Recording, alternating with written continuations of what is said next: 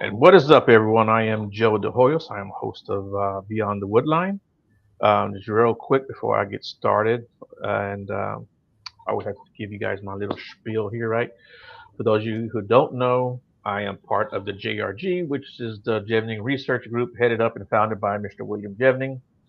We've got teams all over the United States, in Florida, Tennessee, um, Oklahoma, Louisiana, New York State, Maryland, Oregon, California, of course, here in Texas, and I know I'm always missing somebody. You guys are interested in helping us look for this mysterious creature, give us a shout. You can contact me at beyond.woodline@gmail.com.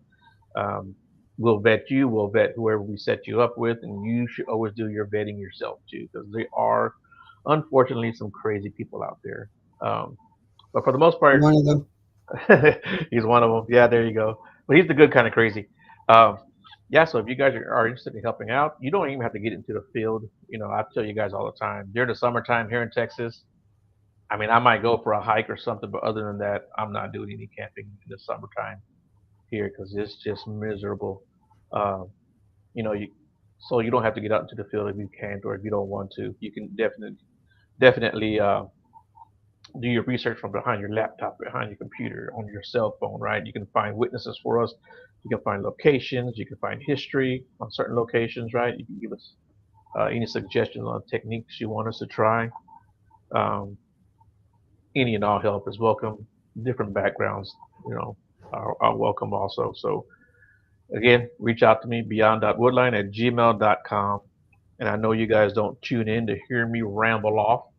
So let me introduce my guest tonight, Mr. Jason Kenzie. How are you doing, Jason?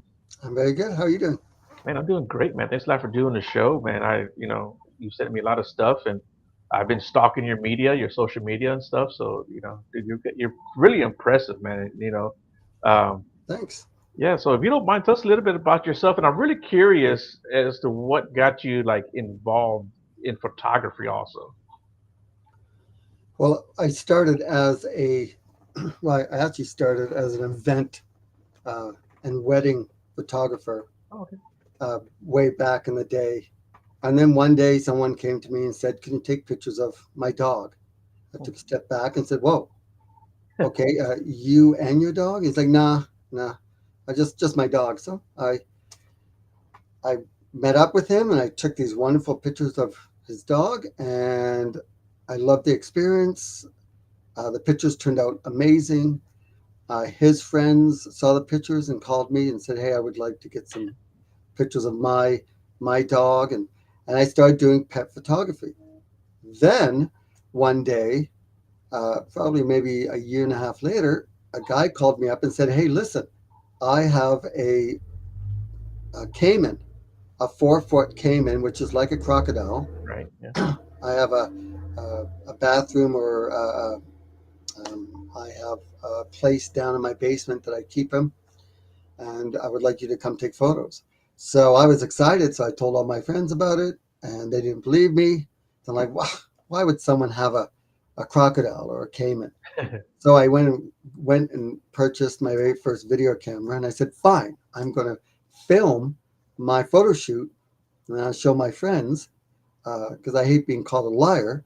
And I did the shoot. It was amazing. I was up close and personal. I didn't get any of my fingers broke up. One, two, three, four, five, six. They're all there. And yeah, it was great. And then he told his friends that had exotic animals. And so I started doing snakes, uh, a skunk, all kinds of different little animals. And then all of a sudden, people all over the world, and especially in North America, had bigger and exotic animals and was hiring me to take photos of their animals, like their tigers or grizzly bears or kangaroos or bobcats, monkeys, all kinds. So And these people that had it in their private like homes or yeah, yeah. So okay. my motto is, if I'm going to take photos of your pet, it doesn't matter if it's a chipmunk or an elephant or a rhinoceros, there can't be any cages. I have Okay. to be able to hug the animal. Okay. So I would go out, I would fly out, I would do the photo shoot, I would film it. There was a few of the exotic animals I couldn't film because They didn't want the authorities to know that, Yeah. we had these exotic animals. And I was there just to do a job. Right. And I started filming. I started filming all my behind the scenes of all these different animals and the fun that I was having. And I did a little web series called My Animal Adventures, which you can find on YouTube, uh, just under A Photo Warrior. And there's 400 videos of all really crazy, fun stuff that I've done. And then when COVID hit, everything got shut down, and I was driving myself nuts. I didn't know what to do. I couldn't fly out. I couldn't do my animal adventures. And I thought, well, hey, I keep hearing this thing about these creatures, Sasquatch, and I live in Vancouver, which isn't too far away from Harrison Hot Springs, one of the biggest hotspots for, you know, Sasquatch encounters. So I went and interviewed a bunch of people. They sent me to another person, to another eyewitness. They sent me way into an area into the mountains. And at one point, I got dropped off a helicopter, and Oh wow. I found tons of these, like hundreds of these footprints Mm. in the middle of a lake, like crossing the lake. Right. And I took a drone and I was droning it, and you could see hundreds of these footprints. And even when you're standing on shore, you could see all these footprints. And some people said that maybe they're moose, but if you ever see moose or even bear walk through the water, they just tear it up. They're not tiptoeing or wanting to leave their footprints for others to find. So I showed this to the First Nations people, and they told me I'd found the migration path of the Sasquatch people that go from Alaska all the way down to California. So that was exciting. So I decided to make it into a full documentary, and that started searching for Sasquatch. Oh, okay. From there, I decided to do another searching for Sasquatch, number two, and now I'm up to 10. 10 searching for Sasquatch. Ha ha ha ha ha. So, That's pretty good. So, real quick, Dawn asked about if you have a YouTube link, that she will check it out. Do you have a YouTube? yeah, I do. I do. Okay. It's just A Photo Warrior. So APHOT. God, I suck at spelling. Anyway, A A Photo photo Warrior. warrior. Yeah. And Okay. yeah, you'll find it.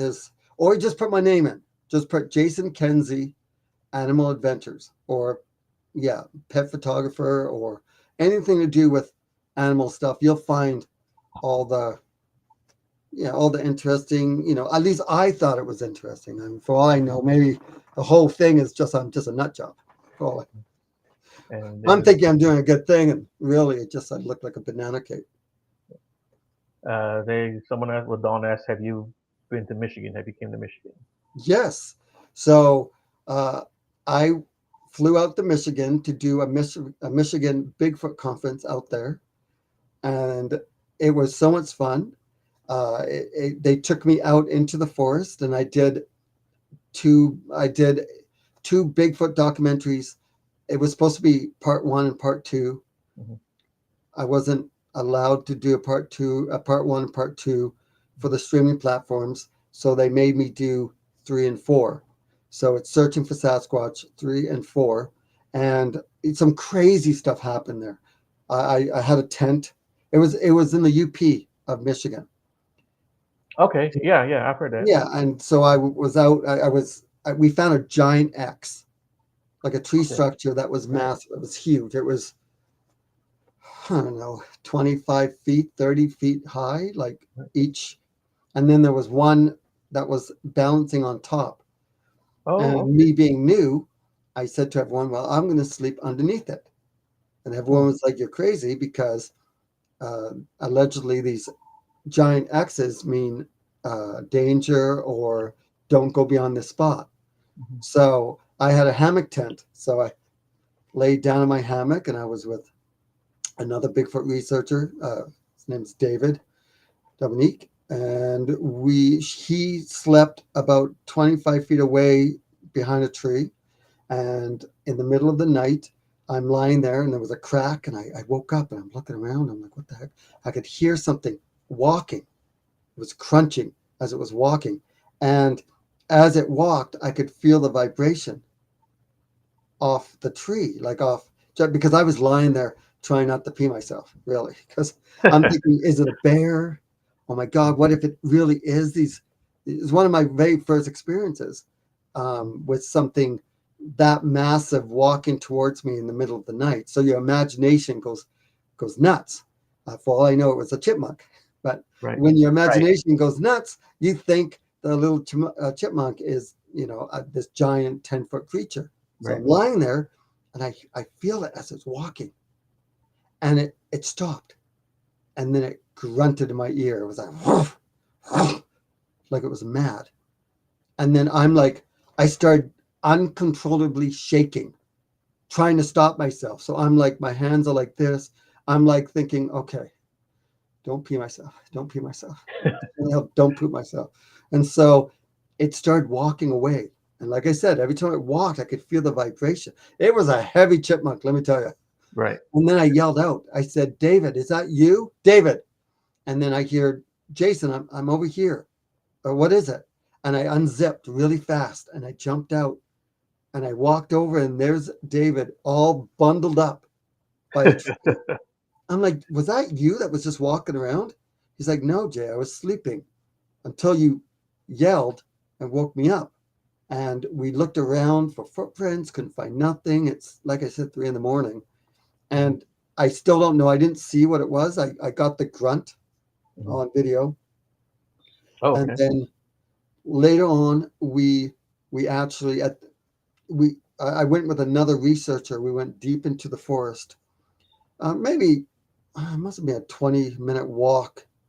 We were already an hour and a half in the forest by off-road. So we're already there. And I was with like Todd Parsons, Chad Datemar was around there, and I Okay. went with another researcher, and we went deeper. We went to collect a recorder, a voice recorder, uh, that the other researcher had put into the forest. And we get there, we get the recorder, and as we're walking there, I'm filming all the tree breaks, all of them.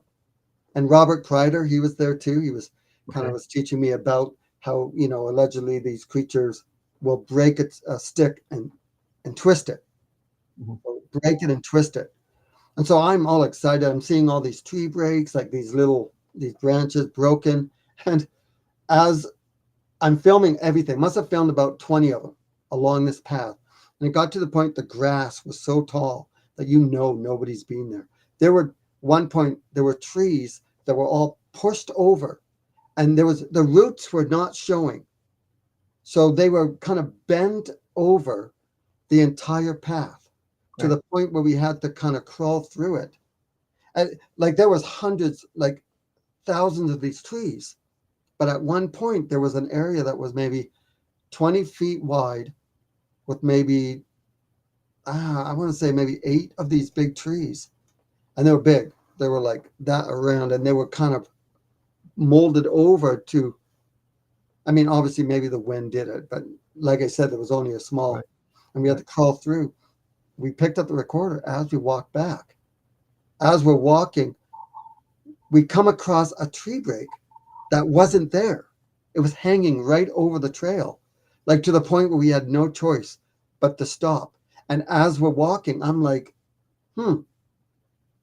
Blake, I don't remember that. Do you? And he's like, no. We walk over to it, we touch it, and it's still wet. You can see the sap. And then all of a sudden there was a crack behind us. And we jumped and we turned around. And Blake grabbed his gun because it could have been a bear. We saw wolf tracks. I think cougar tracks we had seen. And right away, he knew it wasn't. So we put the gun back down and we looked. We were just watching at the end, and suddenly we saw some eye shine looking at us.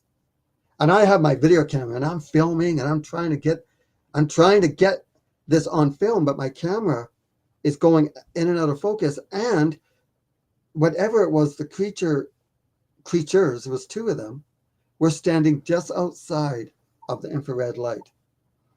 And as we're standing there, we could hear other things walking in the forest behind us, like actually beside us on either side.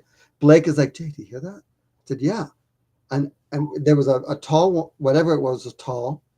I can't tell you exactly how tall it was. I was thinking of running over with my measuring tape and just hold on still. Okay, 9, okay, 10 feet tall. Okay, stay there. I'm going to run back. But I didn't, right? Yeah. But we're watching this thing, and it's only either they blinked and turned and walked off the trail, because Right. we walked really fast to that spot, and we can see all the trees were close together except for right where they were. The trees were open, big enough for anything to walk right through. Then Right. then we started walking. Then all of a sudden we turned around and we're looking. And I did this maneuver where I pretended to take a step forward and I turned around really fast. And there was remember, it's nighttime. It's like 3 o'clock in the morning. And all I saw was a shadow and it dropped to the ground. And I was talking on camera when it happened. So my eyes were going in and out of Right. trying to adjust. And it was like a giant spider as it went across. Right. And it didn't make any sound as it went across, and it went vroom. And the eyes, I remember the eyes were white, and it was about this big, and it went right across like it was on a gimbal, like on a steady cam, Right. just looking at me as I'm staring. And I'm trying to figure out if it's a cougar, because I know cougars will jump down, Mm-hmm. and possibly a second one that was there, but it took a step back. So I freak out. I almost fall back, and I'm freaking out, and I'm trying to stay calm because I'm thinking, okay, if these are really these Sasquatch creatures, they could just kill us in a heartbeat. Mm-hmm. There's no point running away. I always hear stories of people going, oh my God, there was panic in there. Something was screaming at me. I ran to my truck. I got to my truck. I am lucky to be alive. I'm like, no, you're not. There is no luck. Obviously, if these creatures want to kill you, they're going to walk over to you and twist your head off, Right. and swallow you whole, for all I know, or carry you off. Like, there's no luck.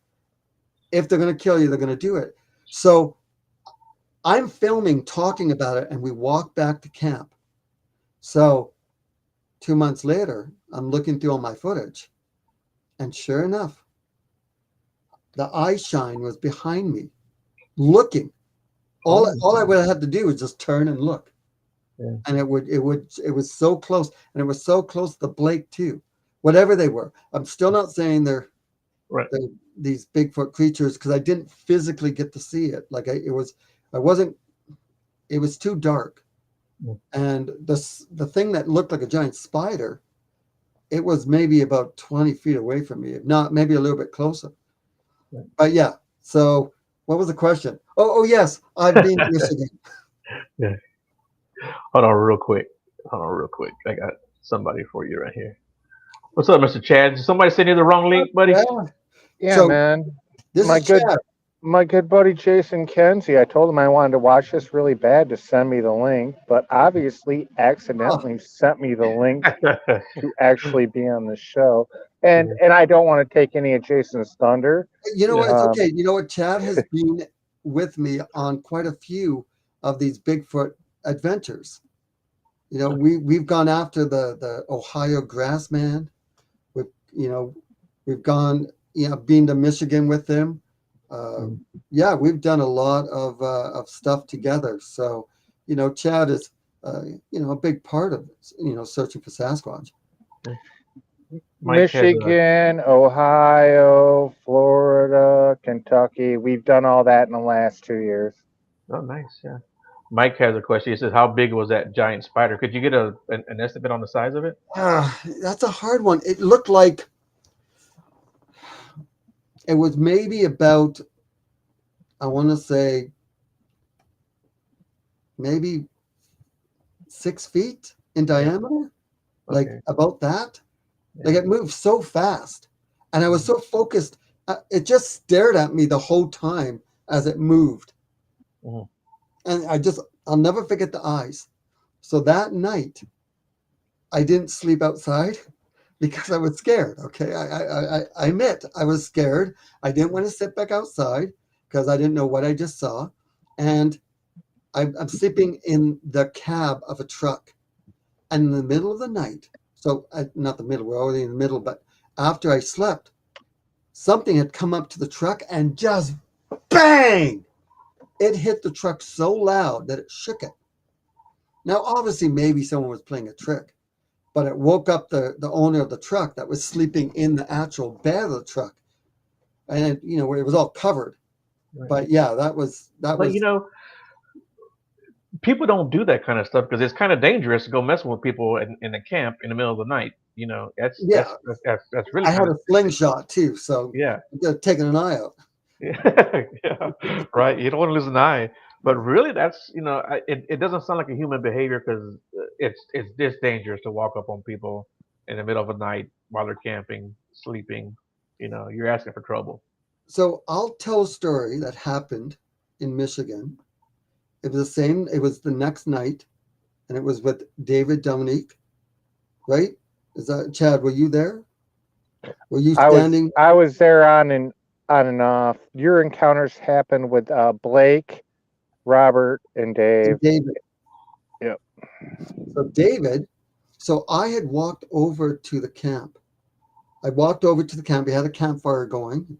Everyone was sitting around, and we're just chatting. And David goes, I had a walkie on me, and I hear, Jay, come here. There is something watching you guys. So I stand up and I'm like, okay, fine. I walk over. And so it's hard to explain. The fire was here. All the trucks were on the road here. And I was at the fire and I walked parallel. I'll go this way. It's hard to, I walked this way over to where David was. And he had infrared, like a flare. Mm. And he's looking and he's like, Jay, there is something behind that tree. And it's looking at you guys at the fire. So I'm like, oh, okay, let me see. So he hands me the flare and I look through it. Sure enough, as I'm sitting here in front of you guys, there is something big behind this tree. And you could see the back of it. And you couldn't really see the front because the tree was hiding it. It was behind the tree. And it was looking, actually it was this way, looking at everyone that was at the campfire. And everybody that was with us was at the campfire. So I said, okay, I'm going to walk down towards the campfire. Then I'm going to dart into the forest with my video camera. I'm going to see I wasn't expecting to get close to it. I was expecting to push it out. So it would push out into the open. So David would see it. So now I'm kind of by myself because David is 20 feet away. The guys were 20 feet away and I'm going into the forest crunching. And I don't have a flashlight. I have my video camera because I didn't want to spook it. I know, it sounds stupid, like the creature didn't know, right? And I start walking in the forest and all I'm doing is, David, what's going on? David, talk to me. So I could hear it walking away. Guess what this thing did? Guess what this thing did that was behind the tree? That thing walked away, but it kept the tree in front of it between David and the creature. The creature walked away. I was hoping to push it out. Right. Push it out to the side. No, this creature, whatever it was, knew that it was being watched by something and walked, keeping the tree. Because David couldn't see it. David's like, it's walking away, but it's walking, keeping the tree to hide it. I could not believe it. And on camera, I could hear it walking. On camera, I couldn't see it, even though, but I was kind of nervous too, right? Because I'm trying to get close and no one's talking to me. But anyway, I didn't put that on the doc because we didn't get any footage. That's the thing. It wasn't. I didn't have the right kind of footage to show it. Right. But I'm telling you, this thing, whatever it was, you know, it Mhm. it knew. It knew to keep the tree. I mean, I'm not saying it was a Bigfoot either. It Right. was big though. It was white, yellow. It was so hot. Yeah. Yeah. Kind of getting back to the eyes.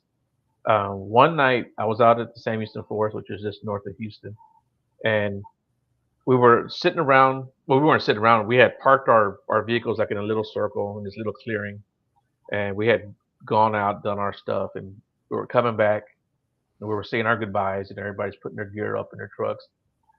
And I've got my back to the guys, and I hear something hit the ground, and I thought someone dropped like a flashlight.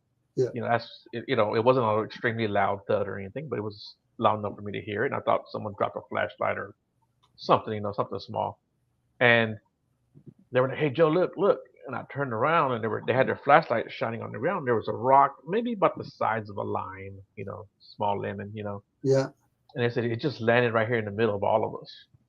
And so it's okay. We'll stay right here. We'll kind of take a look around and just talk amongst ourselves. And one of the guys I was with, name was Jake. He goes, "Hey, look, there's eyes shining." When I looked up, there was these two red eyes, and it was walking back into the woods.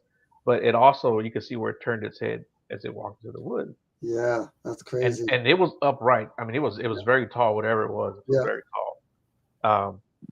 So I said, well, let's just stay here and we'll see if the eye shot comes back or whatever, right? So we're there, we're talking, maybe another 10, 15 minutes. We're getting ready to like say our goodbyes again. And I happened to look up again towards that area. There's like a pond right there. And on the other side of the pond, I saw these two red eyes, but this time they were at ground level. They were at ground level this time, but it was the same red eyes. So I think it was on all fours or spider crawling, whatever you want to call it. do But you that's what it think made they me think. do you think they can change the color of their eyes? I don't know if they can change the color of their eyes. I think maybe it has to do with maybe the light that's around, Yeah. or maybe they just have different color eye shine, you know, I, I don't know. When Chad and I were in Ohio, filming Searching for Sasquatch 8, the Inter Ohio Grassman, we had a really cool experience out there. Do you want to talk about what you saw when we were driving by? Well, I was driving too fast. Uh, Actually, he wasn't going too fast. He was going very slow because it was a washed out road. The one I wanted to research the whole time because the bridge was washed out, the road was closed, but we could get through the barriers. He was probably going 15 miles an hour, and I have a super bright flashlight, and I had it on the concentrated beam, and we're just going slow, and all of a sudden there was these two large, wide yellow green, they're not green, they're like goldish yellow color eyes, and I yelled to Jason, stop, and he stopped. And I'm like, back up, and he backed up, and they were still there, but then he backed up a couple feet too far, and there was a tree in the way, and I said, let's go. And I jumped out, he got out, he chases me, he's always got a camera in his hand. I wanted to get back to those big bright eyes, what I know that I saw. Mhm. So we went chasing in there, and Jason, you take it from there. Yeah, we must have went in about 25 feet, 30 feet, and we started finding these tree structures. There's smaller ones, but they were like definitely like not weather made. It's not by Mother Nature. And some of them were twisted, some of them were just put together. And at one point, I turned to Chad and I said, okay, we're going to turn off all the lights and we're just going to sit. And we turned off all the lights. I even closed my video camera. I didn't turn it off. I just closed the light so I could look through the hole. And as I'm doing that, I looked and I thought I saw a shadow, like something dark move. And I'm looking going, hey, I think I saw eye shine. I'm like, is that a tree? Because there was this big, like dark. I mean, I couldn't tell if it was a tree. And I'm like, I think I see something, like it must have been 30 feet away. And I couldn't quite make it out. A month later, while I was editing, and I'm looking through the footage as I move the camera. I actually catch the eye shine looking at us from the exact same spot, like on camera. And I was like, wow, this is crazy. Because because when I'm there in real time, I'm always thinking that it's just my imagination. Right. Yeah. I'm all hyped up. I'm looking to find, like, I want to find these creatures. If they're real or not, I want to find evidence. And, you just think that maybe, you hear that saying, when you're looking for something, you see it everywhere. Right. Yeah. This camera that at night when we're out there, you look right at it. You can see the red light, but it doesn't like light the way for you. Right. But when you look at the video, and it like the whole woods is like illuminated, but we don't see the whole woods illuminated and Yeah. things like that. Yeah. I totally understand that, and I've got a camera that's pretty good like that too. And then you add a light. You add an additional infrared light onto it. It's you can make it go further. I wish I had that light when I saw the spider crawl or whatever that thing was, Right. especially for the two that was looking at us way over in the distance, because they stood just outside of the beam of light. Robert Kreider gave me this really cool little flash, this little light that was infrared that boosts it from 25 feet to like 100 feet. Yeah. And I wish I have that now. So, and Joe, did you hear the Minnesota Roars? No. You haven't heard the Minnesota Roars? Have you not seen the documentary? No. Searching for Sasquatch 10? No. Oh, you're talking about your document? No, I haven't. Yeah. Can we hear them? Yeah, I can play it probably. Okay. Yeah. Let me. So I was with the She Squatchers. Okay. And the She Squatchers, Jem got this audio. It was an old, it was a First Nations, like this old man that had it out on his deck. Because I went to Minnesota with them to actually film a documentary on trying to find evidence of what made these sounds. So this is the sound. If I can find it, here it is. So I'll play the first one. Hopefully you guys can hear it.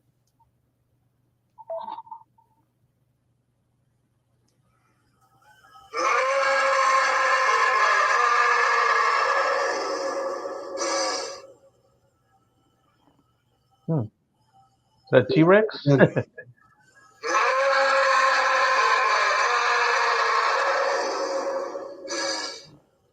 So this old man did not want to go on camera.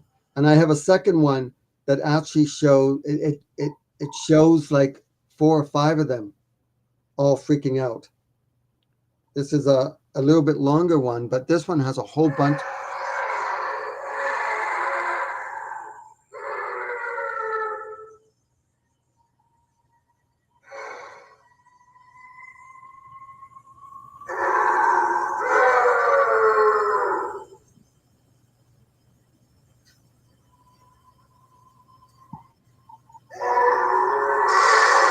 And they all start going at it.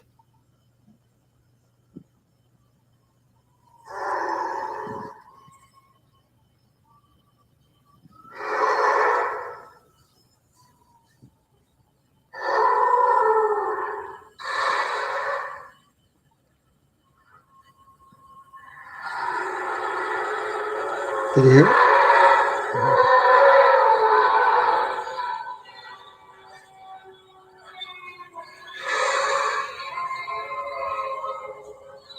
You hear that?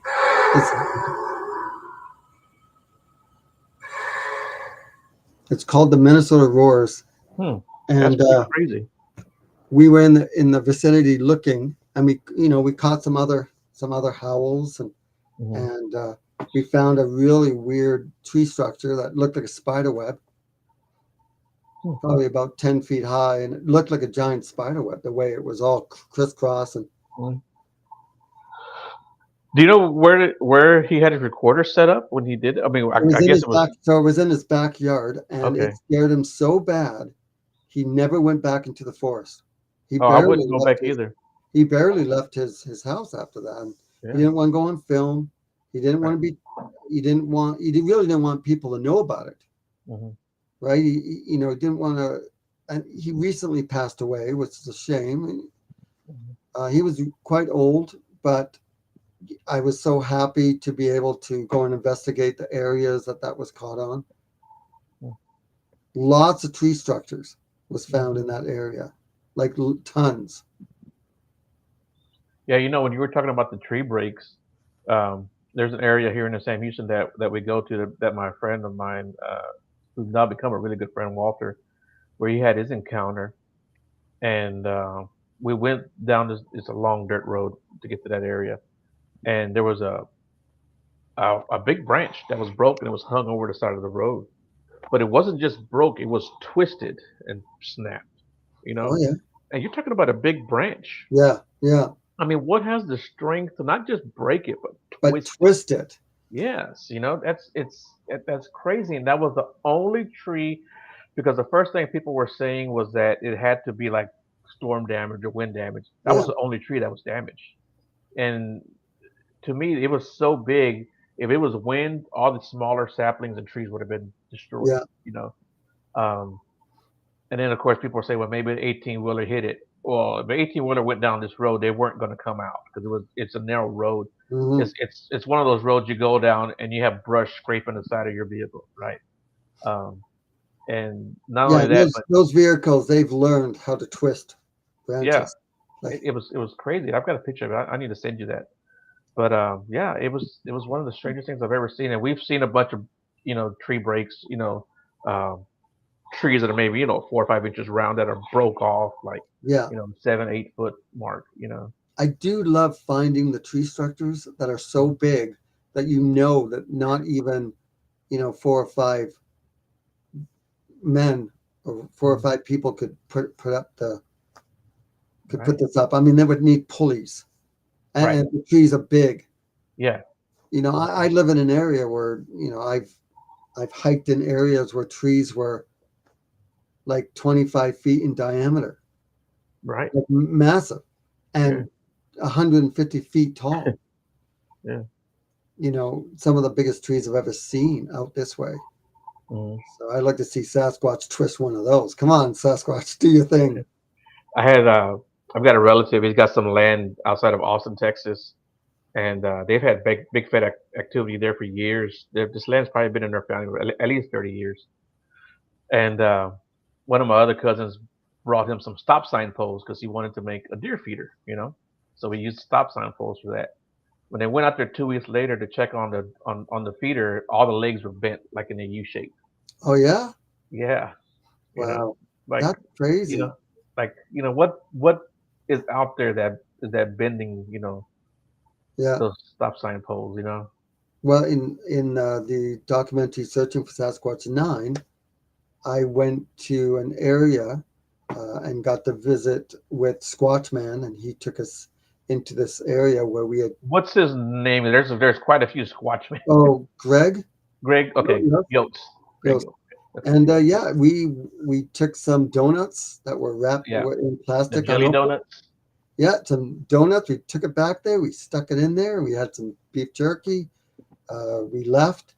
We went back like a few hours later, and it was opened up nice and neatly. Mhm. And it took 3 donuts, and it ate uh, a fourth one, but it left a piece of it underneath. Hmm. And then there were fingerprints all up and down underneath. So it opened up the package, and then it lifted it up, and it Oh, left it okay. left all these Yeah. sticky. Hmm. I think yeah, there were glazed donuts, and yeah, all the sticky fingerprints, like full fingers, not Mhm. even just fingerprints. It was just a full finger, thumb, like it was massive. The thumb was here, the pinky was here. It took lots of video, lots of photos, and then the next night we did the same thing. And when we came back, like 4 hours later, raccoons had torn it apart, and ate Right, everything. yeah, and that gives you the hint that it wasn't another animal. Yeah. Other animals look forward to all the hell, If you get a Uh, chance, watch Searching for Sasquatch 9.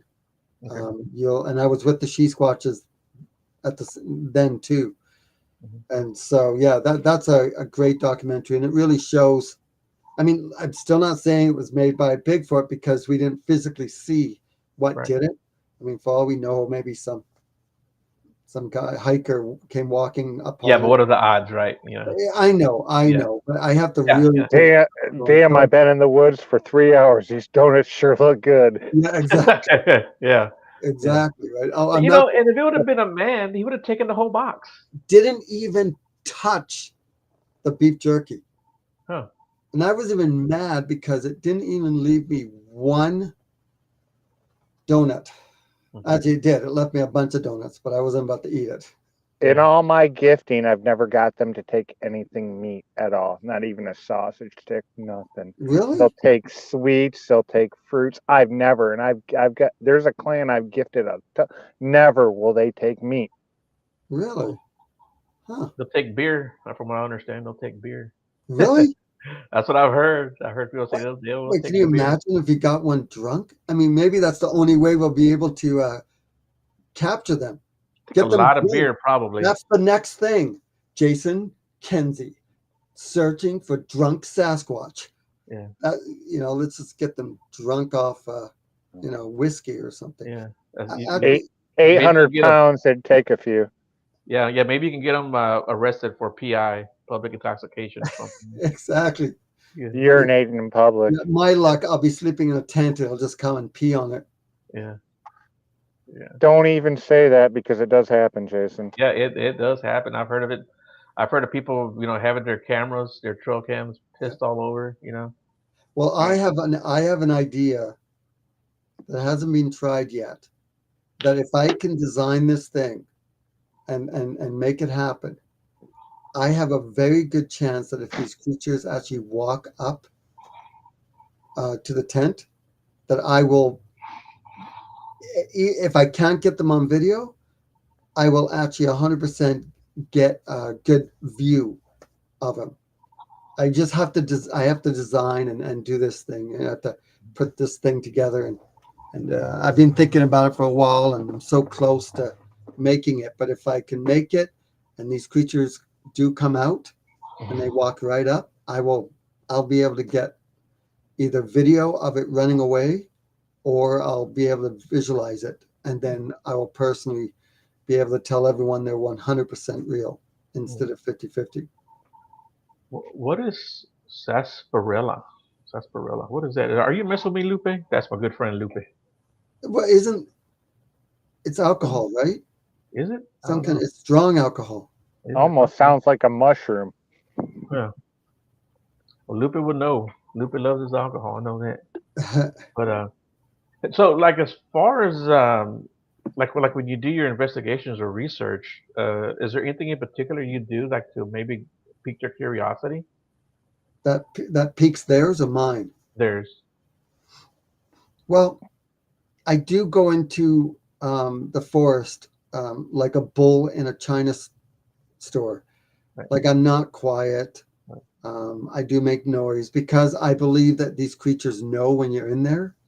And I believe if they don't, and they're like 5 miles away, Mhm. that Right. when you do make like a howl or something, it piques their interest, and they will come and find you, or at least the chance of you walking up on a Sasquatch is very slim, right? Right.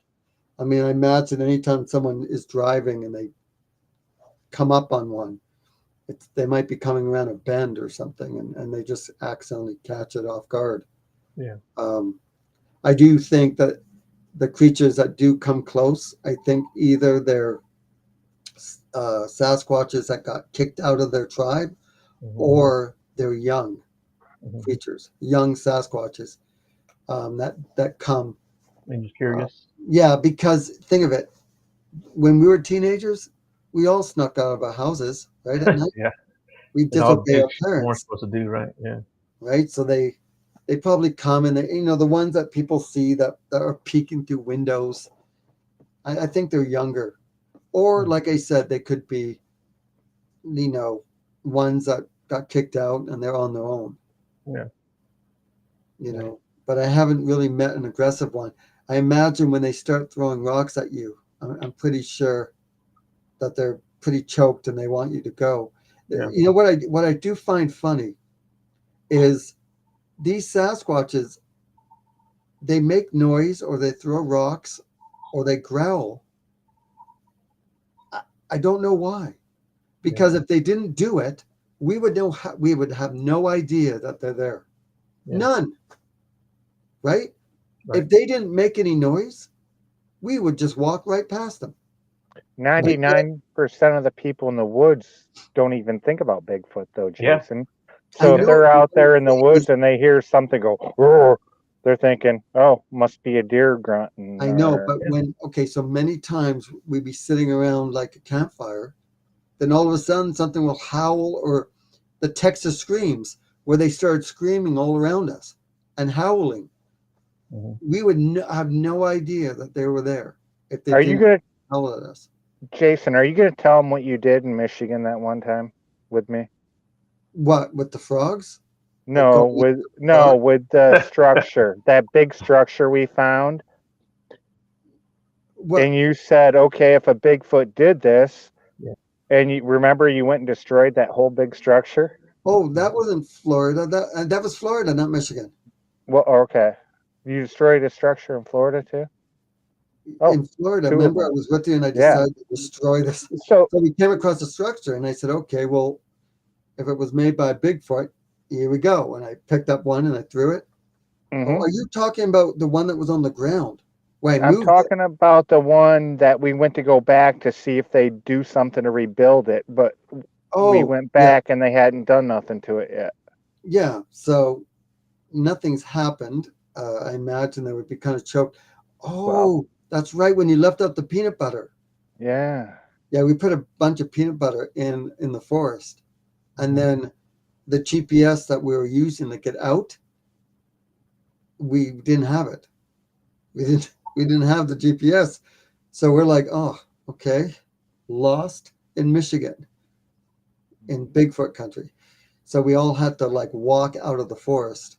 And we walked and oh, it's this way, or maybe it's that way. And finally we got out. We finally found a way out. But, it's interesting. I have 4 more Bigfoot documentaries to film coming this summer. There's a really cool one that Chad and I are going to do. I don't want to say what it is at the moment until we get closer. I thought there was 3. Well, no, I'm doing a 4th one, which the 4th one is Florida. Yeah. We're doing 3. We're doing 3 this year in 2024. Yeah, and some Bigfoot conferences also, and hopefully I can sell. This is my Searching for Sasquatch comic book. Yeah. Called Searching for Sasquatch, The Hidden Treasure of Bigfoot Valley. It's about an elite group of Bigfoot researchers that goes into the forest looking for Bigfoot. The ugly guy there is me, just to let you know. Do you have a Mexican in there? Can we see the Mexican in there? Probably. Well, he identifies as a Mexican. Okay, there you go. That's good. Yeah. So where can we find your books at and your stuff? Well, you can find my books. I also have Adventures of Lil Jay. Okay. You can find that on Amazon. I've teamed up with young she-squatchers, and we have to save Bigfoot.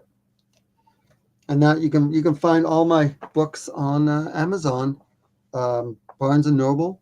You can find it there too.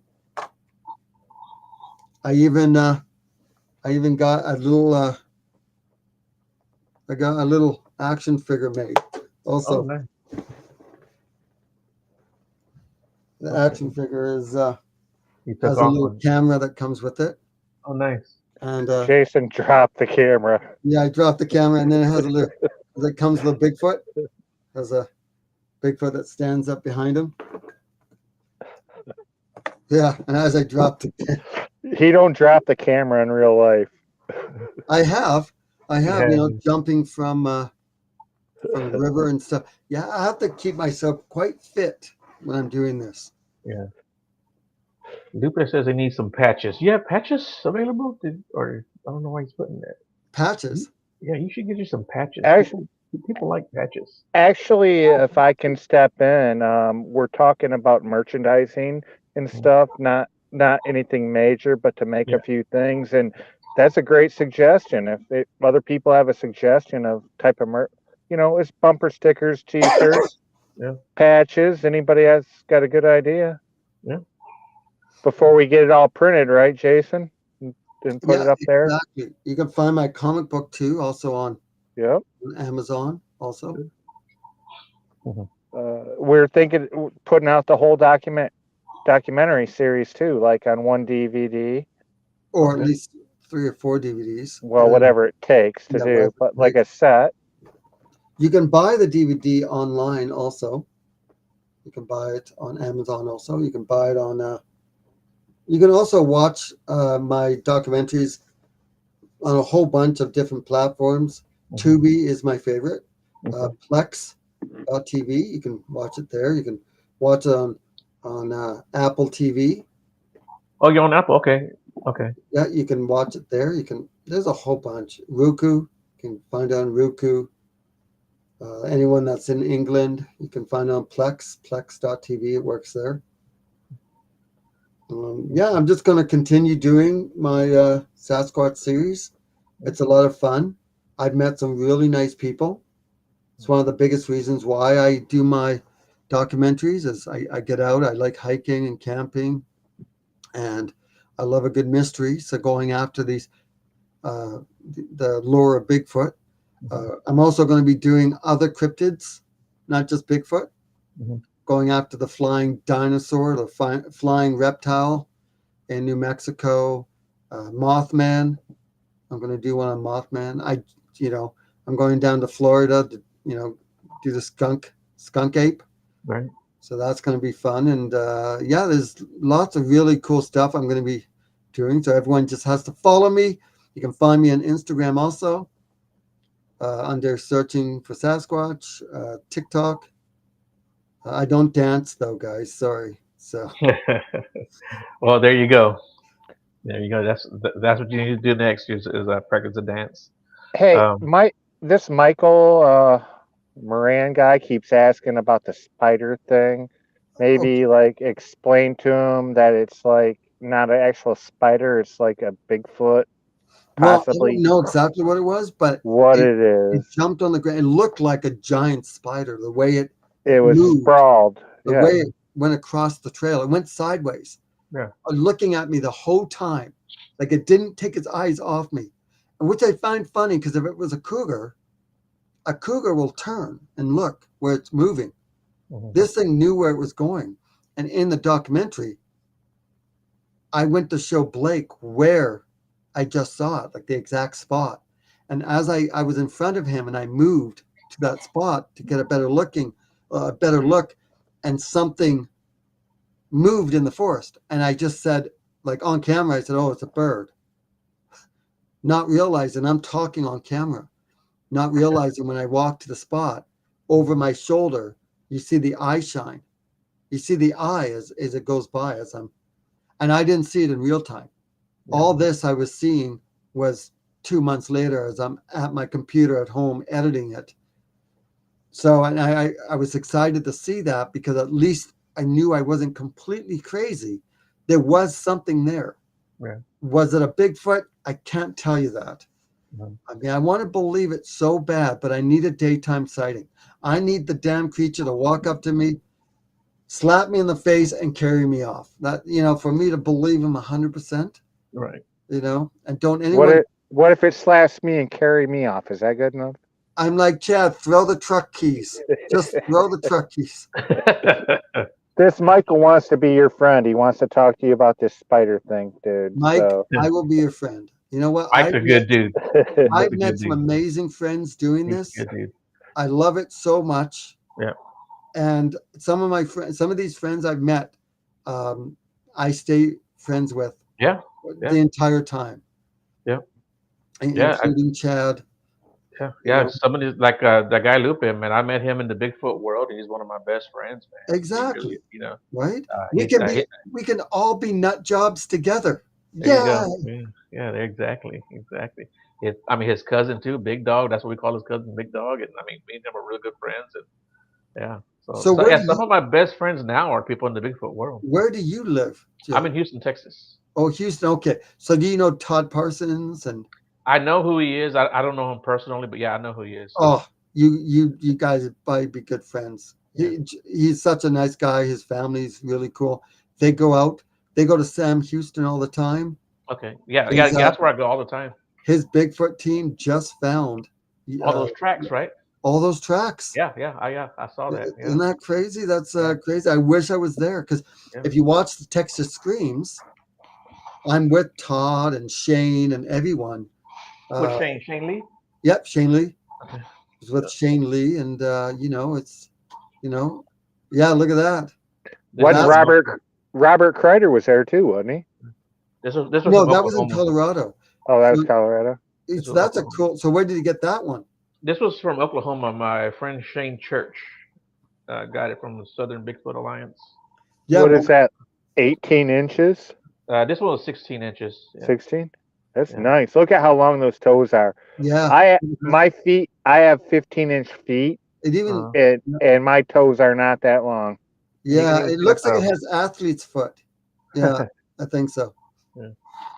Well, that's really cool. I mean, I went to Colorado with Todd and Shane Lee and Robert Kreider and yeah. It's called the Night Stalkers or the Night Stalker because we definitely got stalked and we actually caught the eye shine on video watching us, possibly two of them, and in the film you actually see 5 minutes down the road or 10 minutes down the road, you see that something peeks its head out that no one saw at the time. Yeah. It wasn't until I was going through the footage and saw it. Then 10 minutes up the road, like only maybe 1,000 feet up the trail, there it is again, two of them peeking their heads out. Yeah, it was incredible find. And then we found a footprint. And this is my footprint doesn't look as nice as yours. Oh, You know, okay. Yeah, yeah. but you can see, they think that Robert thinks it turned. That's why it's so big because it Yeah. turned as it was moving, and then you see the Or maybe it kind of slid. Yeah. slid, and it has a break right here, Right. and it's not really that long. I think it's 13 inches long, but the width is 5. Right. So, like I said, I'm not saying it's a Bigfoot cast. It sure the heck isn't my foot. Yeah. My foot's about this big. So, And for sure, Bigfoot footprints have a short lifespan for details because it only takes one day of 6 hours of rain, and all the details pretty much gone. yeah. Right. Believe it or not, other than I always see, everyone always talks about finding one footprint, including that one was only one footprint. Yeah. I was very happy to see that Shane and found not just one, but they found a whole trackway. Yeah. Yeah. Five, This one was step 3 of 5 that they found. The one that 5 I of had. them. Yeah. Yeah. See, that's great, to find a trackway and to be able to, be able to cast it. I just wish I was there to film it. Yeah. I'm probably gonna go out Sunday, as a matter of fact, out to the Sam Houston. Well, if I come out to Texas, we definitely should go out there and do some filming and Yeah. see what we can find out there because I love Texas. Yeah. Yeah. And I want to show you. I don't know if I can show you this or not, real quick. I know we're coming up on our hour, but that's one that I found. Oh yeah. Wow. Oh yeah. Yeah. It was a small Turn one. it up. Fake. Yep. No. There you go. That's good. Yeah.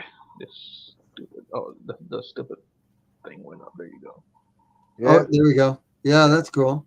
Isn't it weird that a picture of a footprint always looks like it's not indented? It's like sticks out. Yeah, You yeah, ever notice that when you look at a picture of a footprint, it looks like you're looking at the bottom of a cast? And you yeah, Yeah. don't. yeah. I know what you're saying. Yeah, yeah. Well, cool beans, man. I wish we could had a few more hours to talk to you guys. I'd love to talk to you guys, man. But we have to do this again sometime, maybe. Yeah, And no worries. Thank you dude, for if you ever having come out me. to Texas, man, look me up, dude. I'd love to take you out to the Sam Houston. I will definitely. I want to go out there. We can get a bunch of guys together, you Yeah, know, and we'll go out there and see what we can find. And if Chad's with us, we can try and talk Bigfoot into taking Chad. You yeah, don't mind Chad, do you? Joe knows who I am. yeah. He knows me through JRG. Okay, yeah, Cool. yes, Okay. sir. Well, hey, I'm Cool, so man. glad to be talking Yeah, to you guys. And yeah, Chad. Thanks for joining the show, Chad. yeah, hey, no worries. It was Thanks, man. totally by accident, man. Yeah, man. Shit, well, I'm glad you came in here, dude. I appreciate that. Um, but yeah, man, you guys keep in touch. And Jason, you got anything you want me to share? Anything you want me to promote for you, man? Hit me up. I'll be happy to do it, dude. Yeah, I'll go. I'll send you any of the new documentaries coming out, and Okay. everyone just come say hi to me. I Yeah. love talking and hearing people's stories and stuff. And don't be shy, and just follow what I'm doing. That's all I can ask, and live Yes, on sir. for the adventures.